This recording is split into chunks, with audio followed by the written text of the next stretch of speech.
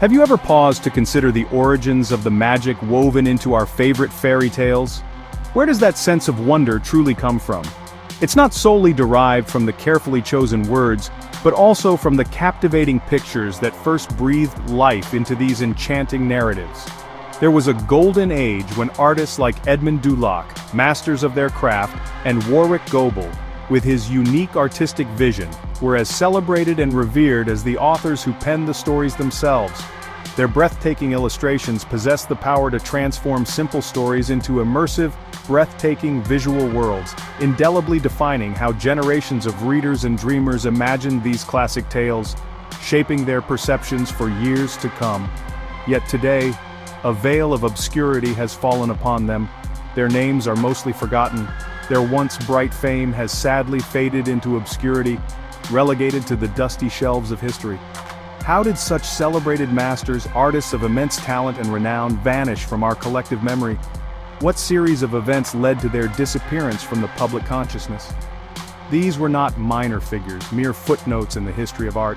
They're exquisitely crafted gift books sold in the thousands, adorning the shelves of homes far and wide, eagerly awaited with bated breath by children and adults alike, becoming cherished possessions passed down through generations. Their profound influence is a hidden thread, subtly woven into the fabric of modern fantasy, from the iconic Disney castles that grace our screens to the enchanting Studio Ghibli forests that capture our imaginations. To truly understand their story, to appreciate their contribution, is to embark on a journey to uncover a lost chapter, a forgotten piece of the grand and ever-evolving history of human imagination. Their art was not mere decoration, a simple embellishment to the text. It was fine art in its truest form, meticulously created with painstaking detail, infused with passion, and guided by a singular artistic vision. Dulac's jewel-like colors, vibrant and captivating, and Goble's delicate grace, ethereal and refined, brought a new layer of depth, a richer tapestry of meaning, to every beloved tale. They were master storytellers in their own right, visual narrators of unparalleled skill, adding layers of wonder, subtle nuances, and profound meaning to every single page they touched. So why then did we allow ourselves to forget them? What circumstances conspired to erase their names from our collective memory? The answer, as is often the case, lies in the ever-shifting sands of changing times, the fickle nature of shifting tastes, the ebb and flow of popular preferences, and the relentless, unstoppable march of technology, forever altering the landscape of art and culture. Their elaborate, meticulously crafted books, once symbols of status and artistry, gradually became luxuries that few could afford, ultimately replaced by simpler, more mass-produced and far cheaper illustrations, catering to a different aesthetic and a different economic reality. But their magic, the enchantment they wove into their art, never truly disappeared, never completely faded away. It patiently waits, slumbering within the pages of forgotten books, ready to be rediscovered and resurrected by those who seek beauty, who yearn for wonder, and who appreciate the enduring power of imagination. To understand these forgotten artists, we must revisit the golden age of illustration, from the 1880s to the 1930s. Advances in printing made it possible to reproduce full-color paintings, and publishers created lavish gift books that became prized possessions. Illustrators like Arthur Rackham, Edmund Dulac, Kay Nielsen, and Warwick Goble were household names, their styles instantly recognizable. Their exhibitions drew crowds, and their original artworks sold for impressive sums. These artists brought to life Shakespeare, Grimm, Anderson, and ancient myths, making fine art accessible to the public. A growing middle class craved culture and beauty, and a beautifully illustrated book was a status symbol. The artists of this era were world builders, using line and color to evoke wonder, romance, and terror. They gave us the definitive images of goblins, fairies, and enchanted princesses. Their work established a visual language for fantasy that still shapes our imagination today. It was a time when a hand-drawn image could truly fire the imagination. Among the stars of the Golden Age, Edmund Dulac and Warwick Goble stood out with their unique visions. Dulac, a master of color and exoticism, used bold, jewel-like hues and theatrical compositions to create opulent fantasy worlds. His princesses were complex, his scenes dramatic, and his art a feast for the eyes, timeless and modern at once. Goble, in contrast, was influenced by Japanese art, favoring graceful lines, subtle colors, and tranquil atmospheres. He captured the ephemeral beauty of nature, blending figures seamlessly into landscapes. Goble's art invites viewers into a contemplative, magical space where empty space is as meaningful as line. Dulac's work dazzles, Goble's soothes. Together they represent the incredible diversity and depth of the Golden Age. Each offered a vision of fantasy that remains unforgettable. Though their names may be forgotten, Dulac and Goble's influence is everywhere in modern fantasy and animation.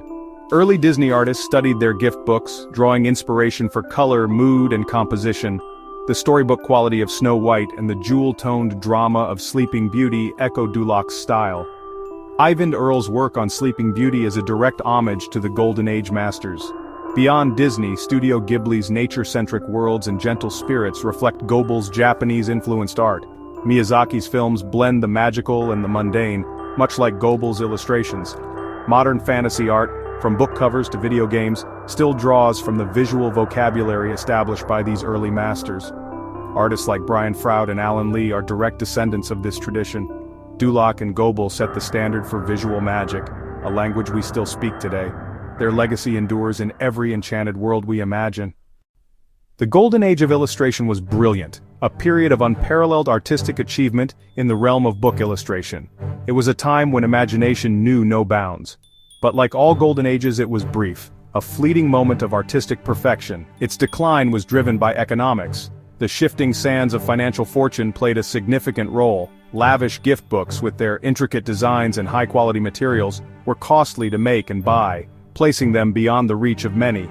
World War I shifted resources and public mood, diverting attention and materials towards the war effort. This, in turn, made fanciful books seem out of place, a frivolous luxury in a time of global conflict. After the war, new tastes and technologies emerged, ushering in a new era of artistic expression. Photography and Art Deco, with their emphasis on realism and modernity, replaced intricate illustration, which was seen as old-fashioned and overly ornate. The new styles favored realism and sleek lines, a stark contrast to the detailed and romantic illustrations of the Golden Age. The Great Depression ended the market for deluxe books as people struggled to afford basic necessities. Consequently, publishers turned to cheaper, simpler printing methods to stay afloat, prioritizing affordability over artistic quality. The subtlety of Dulac and Goble's art was lost in mass production, their delicate details and nuanced colors sacrificed for the sake of efficiency.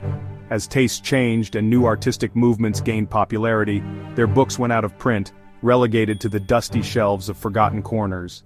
And so, new generations grew up without them, unaware of the enchanting worlds contained within their pages. Disney's images became the new standard for fairy tales, shaping the visual landscape of children's imagination.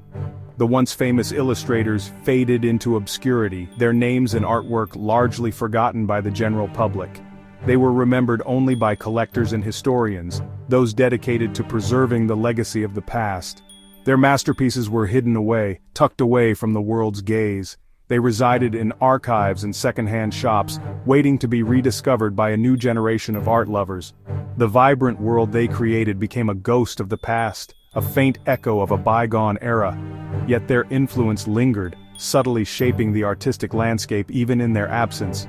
It was waiting for rediscovery, for a new audience to appreciate the beauty and artistry of these forgotten masters. The magic was never truly lost. It simply lay dormant, waiting to be awakened. It was just hidden from view, veiled beneath the passage of time, but ready to enchant once more. Today there's a renewed hunger for the tangible, and handcrafted a perfect moment to rediscover the Golden Age masters. Their art offers warmth and humanity that digital images can't replicate. Movements like cottagecore and dark academia celebrate the romantic, artisanal values found in Dulac, Goble, and Rackham's work. Their illustrations evoke enchanted forests and magical worlds, resonating with our desire to escape the present. Rediscovering their art is like finding a treasure map to a more magical way of seeing. The internet now makes their work accessible to all, with high-resolution scans available online. Publishers are reprinting classic editions, and second-hand shops offer hidden gems. Knowing their names, Dulac, Goble, Rackham, Nielsen, is the first step. Seeking out their art is an act of artistic archaeology, unearthing beauty long buried. Their magic is ready to inspire a new generation. The story of Dulac, Goble, and their peers is more than just a chapter in art history. It's a call, a vibrant and urgent call, to preserve the creative magic they so generously shared with the world. Their legacy is a precious gift, carefully wrapped in artistry and imagination, linking us directly to a time when imagination was meticulously crafted by hand, imbued with a sense of wonder and dedication. Now it's our turn, our privilege, to step up and be the guardians of that extraordinary gift.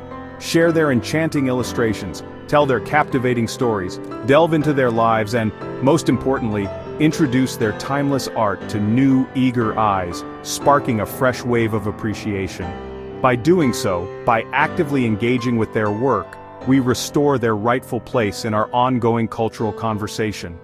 Their work remains an endless and ever-flowing source of inspiration, for both seasoned artists and aspiring dreamers alike. They remind us, with every brushstroke and carefully chosen color, that true magic comes from the depths of the human heart and the skill of the human hand. Their art challenges us to slow down our hectic pace, create with unwavering intention, and above all, fill our own worlds with boundless wonder. Remembering these remarkable artists is, in essence, reclaiming our own rich imaginative heritage. Dulac and Goble were true magicians, wielding paint and paper as their wands, opening breathtaking portals to fantastical and unforgettable other worlds. That enchanting invitation still stands, waiting patiently. Let's wholeheartedly accept it and step through. Seek out their extraordinary art, diligently learn their names, and passionately tell their timeless stories.